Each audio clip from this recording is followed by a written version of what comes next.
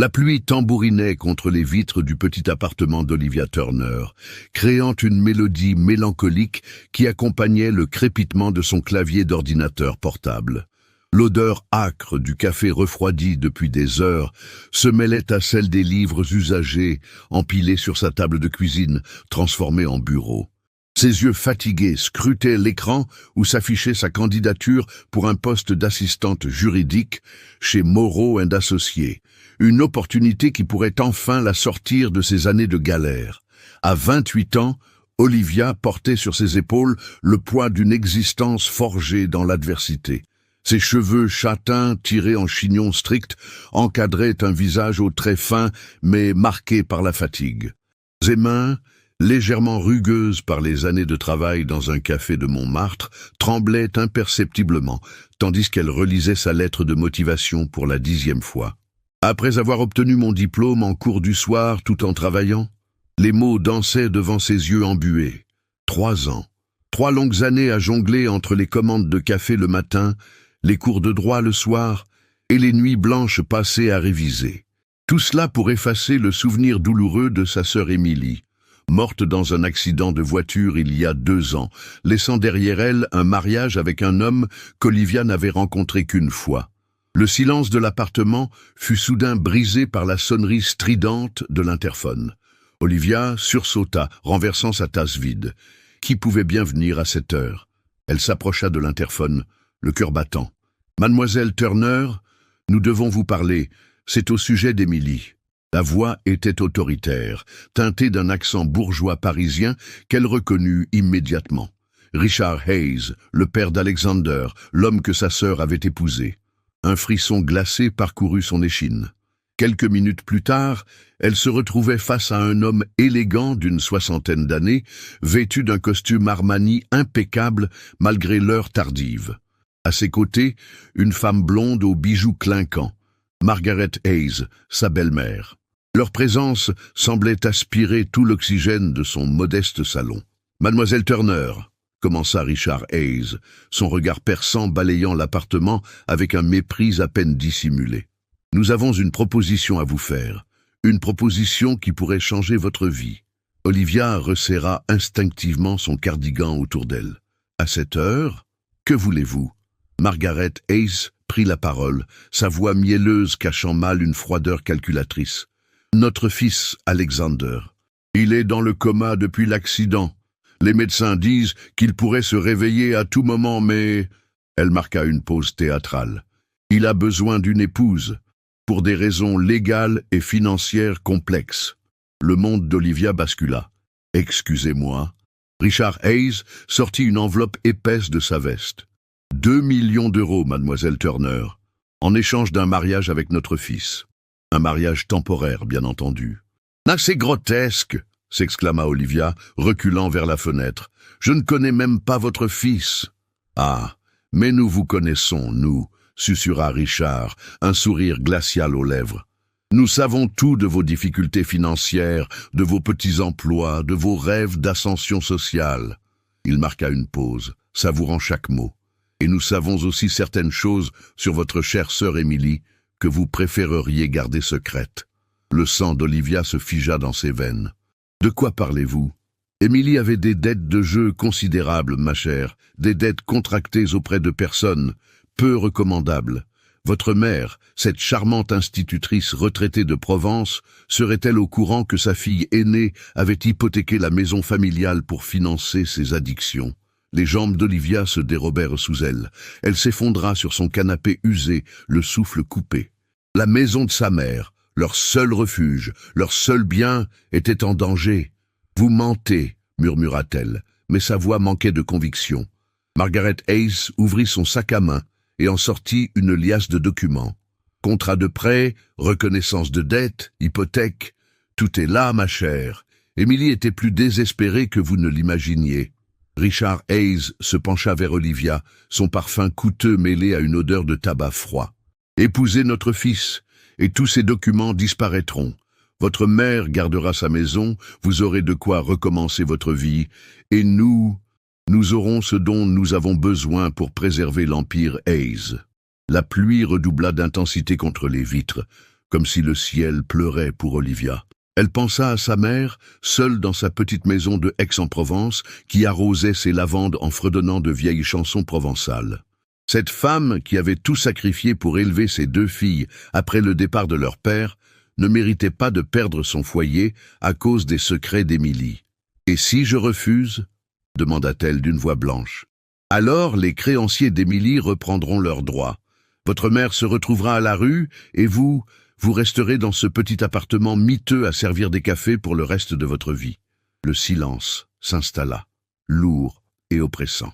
Olivia ferma les yeux, sentant le poids du destin s'abattre sur ses épaules. Dans sa tête résonnaient les dernières paroles d'Émilie au téléphone, quelques jours avant sa mort. « Liv, si quelque chose m'arrive, méfie-toi des Hayes. Ils ne sont pas ce qu'ils paraissent être. » Elle rouvrit les yeux et croisa le regard impitoyable de Richard Hayes. « Combien de temps ?» murmura-t-elle. « Le mariage aura lieu demain, vous aurez 24 heures pour vous préparer. » Olivia Turner venait de vendre son âme au diable. Mais parfois, se dit-elle en regardant la photo de sa mère sur sa table de chevet, l'amour filial exige les plus grands sacrifices. Le prix de la survie venait d'être fixé, sa liberté contre la sécurité de ceux qu'elle aimait. Le mariage d'Olivia avec Alexander Hayes avait eu lieu dans l'intimité glaciale d'une mairie du 16e arrondissement, devant un homme inconscient branché à des machines dans une chambre d'hôpital privé. 3 semaines s'étaient écoulées depuis, et Olivia vivait désormais dans une prison dorée, le somptueux château des Hayes à Neuilly, une demeure du 19e siècle au haut plafond orné de fresques, au parquet de chêne ciré qui craquait sous ses pas solitaires. Chaque matin, elle se réveillait dans la chambre d'amis, car la chambre conjugale restait celle d'Alexander, observant par les fenêtres à meneaux les jardins à la française parfaitement entretenus. Les domestiques la traitaient avec une politesse froide. Margaret Hayes l'ignorait superbement, et Richard disparaissait chaque jour dans son bureau, gérant son empire financier comme si rien n'avait changé. Ce matin de décembre, alors qu'Olivia feuilletait mécaniquement un livre dans la bibliothèque aux murs tapissés de cuir rouge, Margaret Hayes fit irruption, son visage habituellement composé trahissant une agitation inhabituelle. « Il s'est réveillé », lâcha-t-elle sans préambule, ses bijoux cliquetant dans son tremblement. « Alexander s'est réveillé cette nuit. » Le livre glissa des mains d'Olivia et s'écrasa sur le parquet avec un bruit sourd. Son cœur s'emballa. Après 3 semaines à vivre avec l'idée abstraite d'un mari fantôme, elle allait enfin rencontrer l'homme dont elle portait le nom. « Comment va-t-il » demanda-t-elle, surprise par l'inquiétude sincère dans sa propre voix. Désorientée, en colère, et il exige des explications. Margaret la fixa de ses yeux bleus perçants. « Vous feriez mieux de préparer votre discours, ma chère. Alexander n'est pas du genre à accepter les mensonges. » 1 heure plus tard, Olivia se tenait devant la porte de la chambre principale, ses mains moites serrant une tasse de thé qu'elle avait préparée machinalement. Elle frappa doucement. « Entrez !» La voix était rauque, teintée d'une fatigue profonde, mais indéniablement masculine. Olivia poussa la porte et découvrit un homme aux cheveux noirs ébouriffés, aux yeux verts intenses, qui la dévisageait depuis son lit. Alexander Hayes avait 32 ans, et malgré sa pâleur et sa maigreur dues au coma, il dégageait une présence magnétique troublante. « Ainsi, vous êtes ma femme, » dit-il, le dernier mot prononcé avec un mélange d'incrédulité et de mépris. « Pardonnez-moi si je ne me souviens pas de nos fiançailles. » Olivia s'avança lentement, posant la tasse sur la table de chevet. « Alexander, je sais que c'est déroutant. »« Déroutant ?»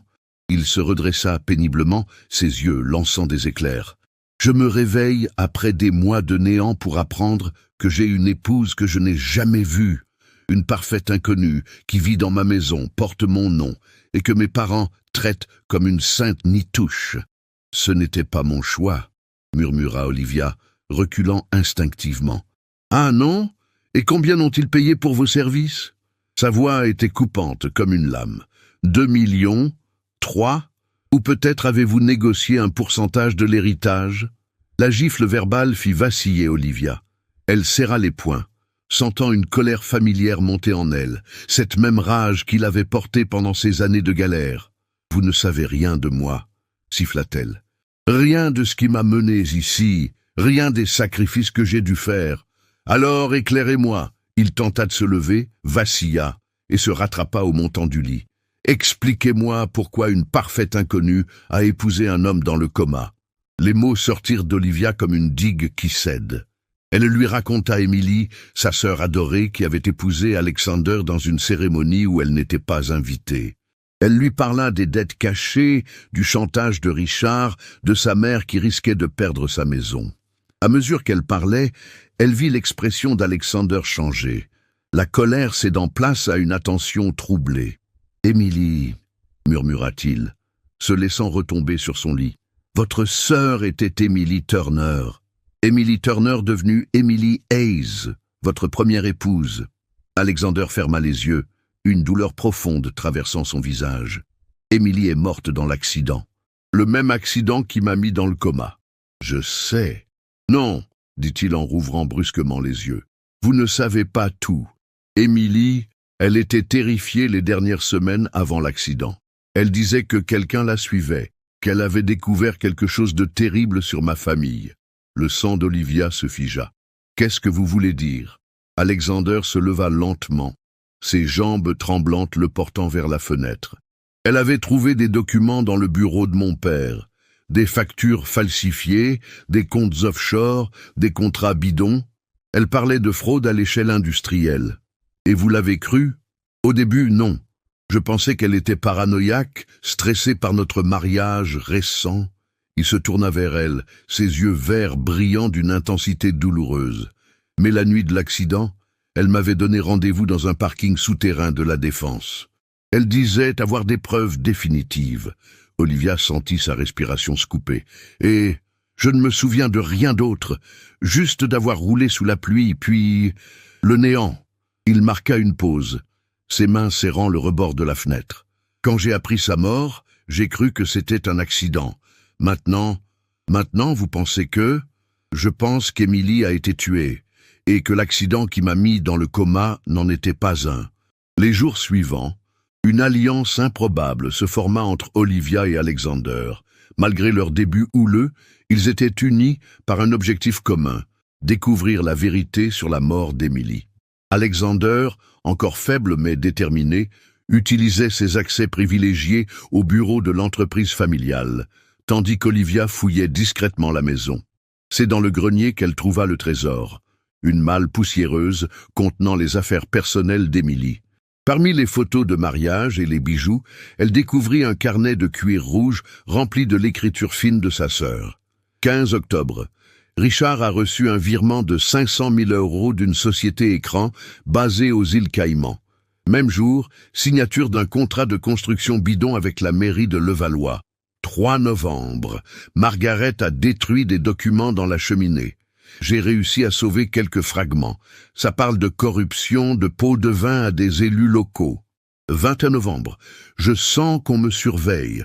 Une voiture noire me suit depuis 3 jours. Alexander ne me croit pas. Il dit que je deviens paranoïaque. Si quelque chose m'arrive, que quelqu'un cherche la vérité.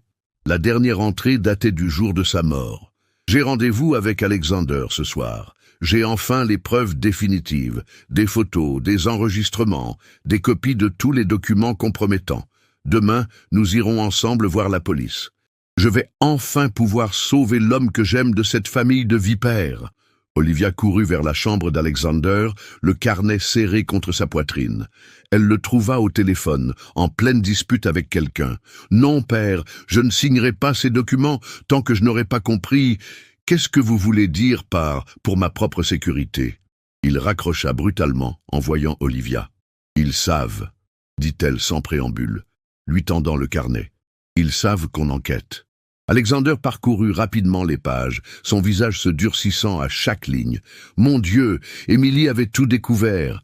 Fraude fiscale, corruption, blanchiment d'argent. L'empire Hayes est bâti sur un château de cartes criminelles. Alexander, murmura Olivia, une terrible réalisation la frappant. Et si votre accident n'était pas destiné à vous tuer, mais à vous faire taire? Et si... Elle n'eut pas le temps de finir sa phrase. La porte de la chambre s'ouvrit violemment, et Richard Hayes entra, flanqué de 2 hommes en costume sombre qu'Olivia n'avait jamais vus.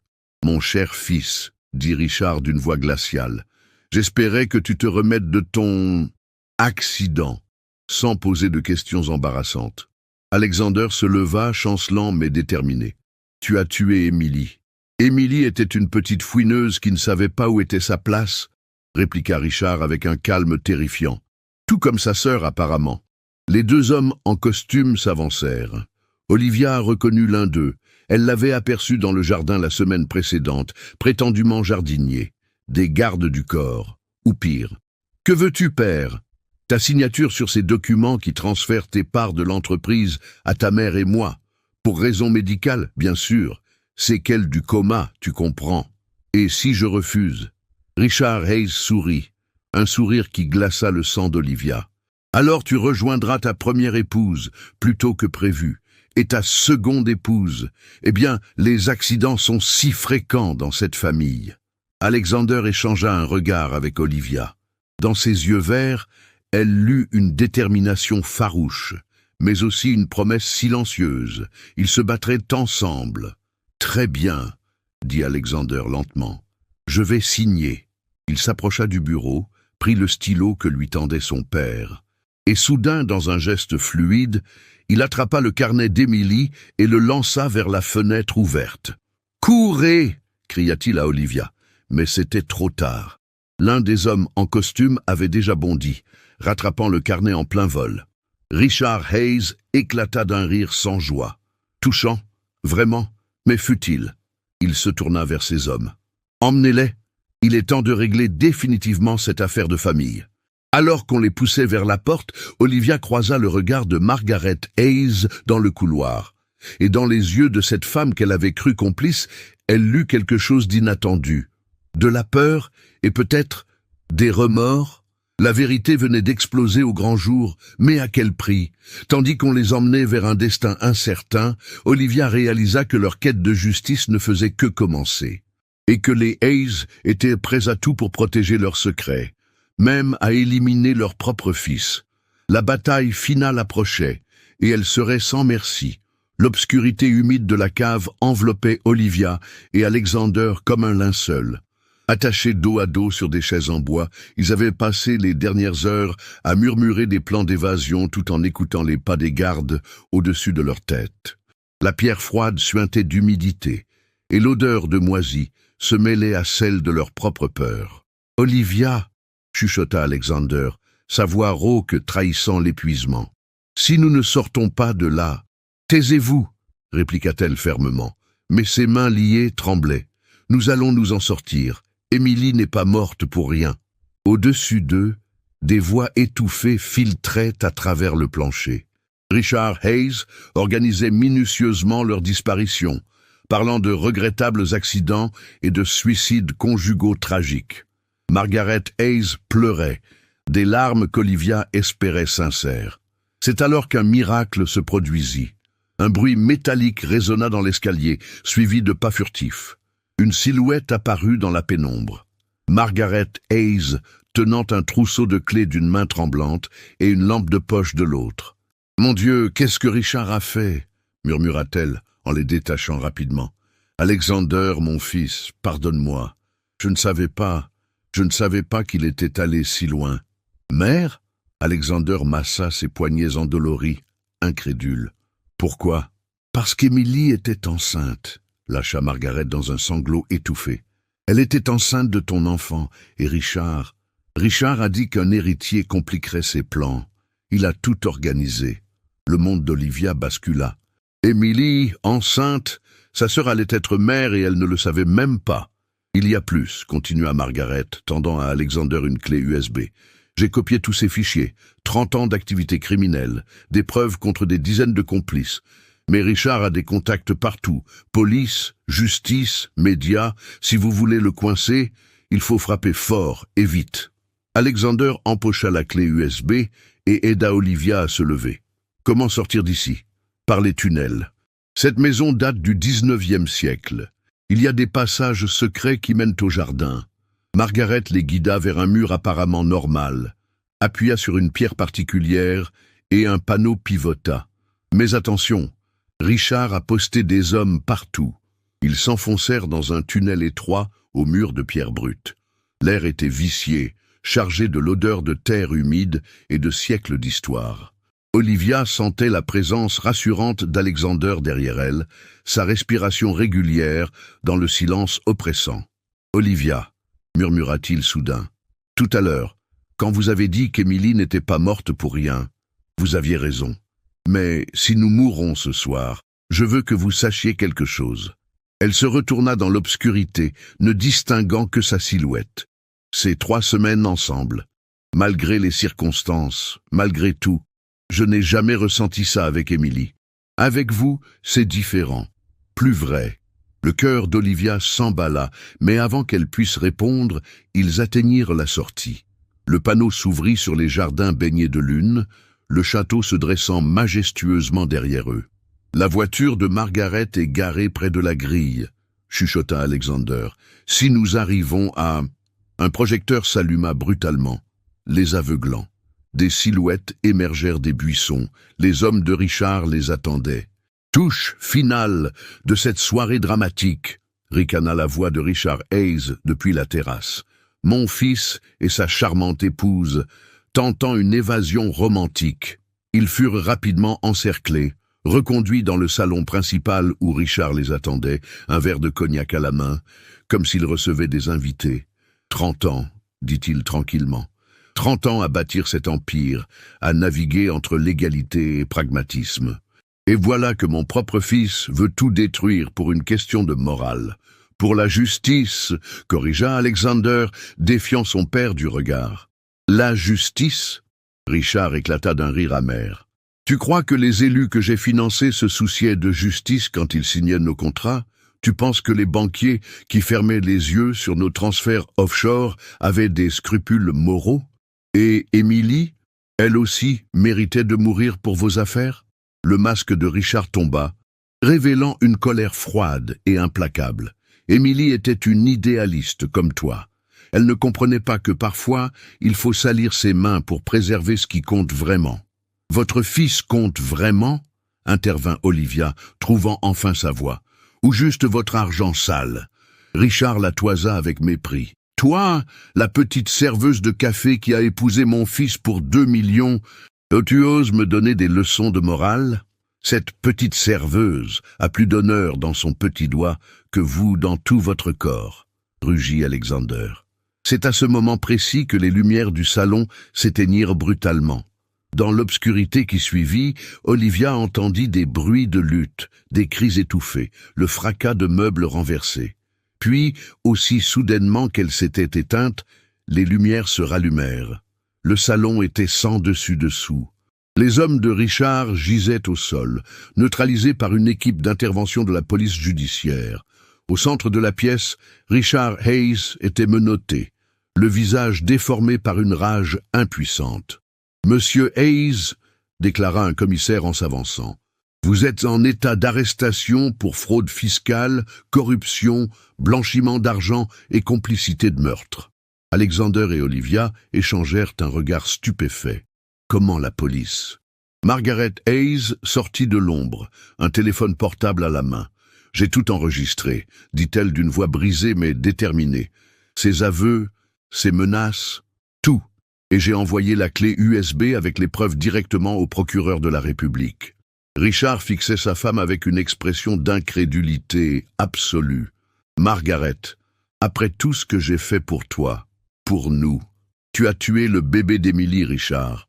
Tu as tué ton propre petit enfant. » Elle se tourna vers Alexander, les yeux noyés de larmes. « Je ne peux pas racheter 30 ans de silence complice, mais je peux au moins t'offrir un avenir. » 1 an plus tard, jardin de Provence, maison de la mère d'Olivia. Le soleil de mai caressait les champs de lavande qui ondulaient doucement dans la brise provençale. Olivia, vêtue d'une simple robe blanche, arrangeait des bouquets de lavande fraîche sur une table dressée dans le jardin. Sa mère, rayonnante, préparait une tarte aux abricots dans la cuisine, fredonnant une mélodie de son enfance. L'empire Hayes s'était effondré après les révélations. Richard avait été condamné à 20 ans de prison ferme, ses complices poursuivis en justice. Margaret, retournée témoin de l'accusation, avait évité la prison mais perdu tous ses biens. Elle vivait désormais dans un petit appartement à Marseille, tentant de reconstruire sa vie loin des fastes passés. Alexander émergea de la maison tenant 2 verres de rosé glacé. Il avait changé, les angles durs de son visage s'étaient adoucis, ses yeux verts brillaient d'une sérénité nouvelle. Il avait vendu les derniers actifs légaux de l'entreprise familiale et créé une fondation d'aide aux victimes d'escroqueries financières en mémoire d'Émilie. « Alors ?» demanda-t-il en s'approchant d'Olivia. « Êtes-vous prête à redevenir une femme libre ?» Ils avaient prévu d'annuler leur mariage de convenance une fois l'affaire réglée. Légalement, rien ne les obligeait plus à rester unis. Olivia prit le verre qu'il lui tendait, leurs doigts s'effleurant. Ce contact, si simple, faisait encore naître en elle des frissons qu'elle n'avait jamais ressentis auparavant. « Alexander, dit-elle doucement, et si nous ne l'annulions pas ?» Il faillit lâcher son verre. « Pardon, notre mariage. Et si nous recommencions, vraiment cette fois, par amour, par choix, pas par obligation ?» Alexander posa son verre et prit les mains d'Olivia dans les siennes. « Olivia Turner, ou devrais-je dire Olivia Hayes, accepteriez-vous de m'épouser? Pour de vrai, cette fois ?» Elle éclata de rire, un rire cristallin qui résonna dans l'air parfumé de lavande. « Oui, mais à une condition. » « Laquelle ? Que vous fassiez votre demande correctement. » Alexander sourit, sortit de sa poche un écrin de velours noir et mit un genou à terre au milieu des lavandes. « Olivia, femme extraordinaire qui a transformé ma prison dorée en château de liberté, acceptez-vous de devenir ma femme? Non pas par contrainte, mais par amour, non pas pour survivre, mais pour vivre ?» Les larmes aux yeux, Olivia hocha la tête. « Oui, Alexander Hayes, 1000 fois oui. » Il glissa à son doigt une bague simple et élégante, pas le diamant ostentatoire qu'aurait choisi l'ancien Alexander, mais une pierre provençale taillée par un artisan local, à l'image de leur amour, authentique et précieux dans sa simplicité. Alors qu'ils s'embrassaient dans la lumière dorée du couchant, entourés par le parfum enivrant de la lavande et les cigales qui entamaient leur concert vespéral, Olivia réalisa que parfois, les plus beaux amours naissent des cendres des pires épreuves. Émilie reposait enfin en paix, justice avait été rendue, et 2 âmes meurtries avaient trouvé dans leur union forcée la plus libre des rédemptions. Dans les champs de lavande de Provence, sous un ciel étoilé qui bénissait leur renaissance, Olivia et Alexander Hayes scellaient un serment qui n'avait plus rien à voir avec la survie, celui de s'aimer, tout simplement, jusqu'à ce que mort s'ensuive. Vous avez aimé cette histoire bouleversante. N'oubliez pas de liker cette vidéo si l'émotion vous a touché. Abonnez-vous pour découvrir d'autres histoires d'amour, de mystère et de rédemption qui vous feront vibrer. Dites-nous en commentaire. Pensez-vous qu'Olivia a pris la bonne décision en acceptant ce mariage forcé? Auriez-vous fait le même choix pour protéger votre famille? Partagez cette histoire avec vos proches, qui aiment les récits intenses où l'amour triomphe des épreuves, les plus sombres. Et vous, avez-vous déjà vécu une situation où un sacrifice a finalement mené au bonheur? Racontez-nous votre histoire dans les commentaires. Restez connectés pour notre prochaine histoire. Elle a découvert le terrible secret de son mari milliardaire le jour de leur mariage. Une intrigue qui vous tiendra en haleine. Merci de nous suivre dans ces aventures émotionnelles extraordinaires. Votre soutien nous inspire à créer toujours plus d'histoires qui touchent le cœur.